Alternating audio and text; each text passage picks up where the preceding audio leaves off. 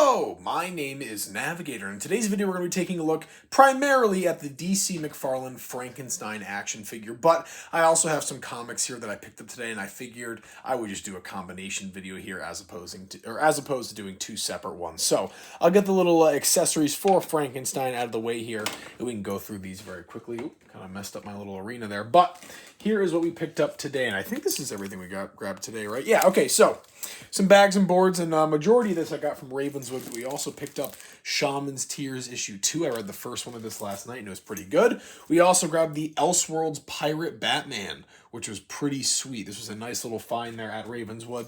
We grabbed this old Green Lantern 177 issue for $3.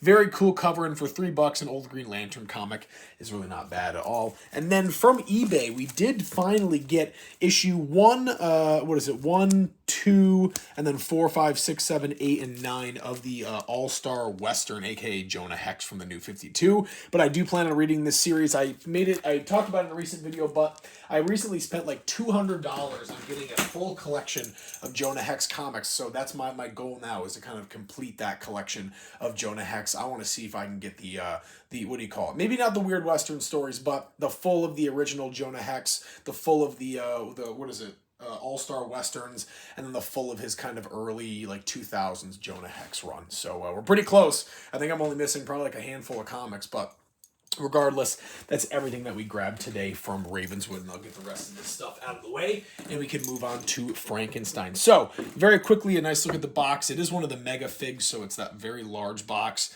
and you have that printing there from the cover of Seven Soldiers of Victory. That's the whole reason why I bought this figure. I'm actually a very big fan and reading through the Seven Soldiers series. I have, there's like an Action Comics one that he was in. I have the entire full run of Seven Soldiers in comic form that I'm reading through. Shout out to the Fourth Wall, my old comic book store. That's where I got that from.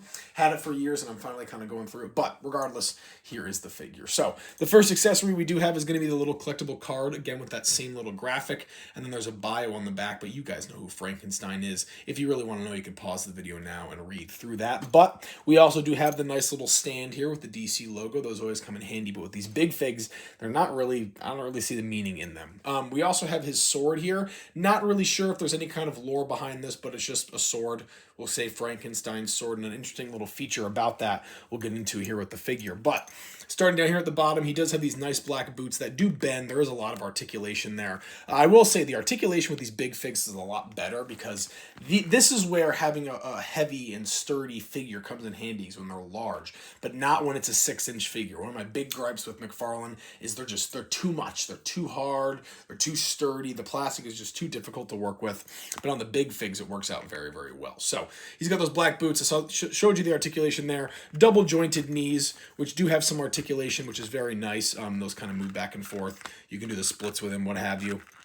He's got a little belt there as well. And then this kind of like almost revolutionary or Napoleonic looking tunic underneath this kind of cut off trench coat that he has on. And on the back, there's kind of a little like sheath here almost, or a little area to kind of throw that sword in. And like I said, it's sleeveless, so he's kind of got the guns out with the stitches on there. Single jointed arms, but there is still a bunch of range there if I can kind of get it to go. There's some range there.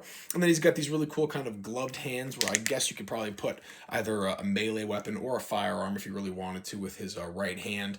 And then finally here we do have the head sculpt, as you can see.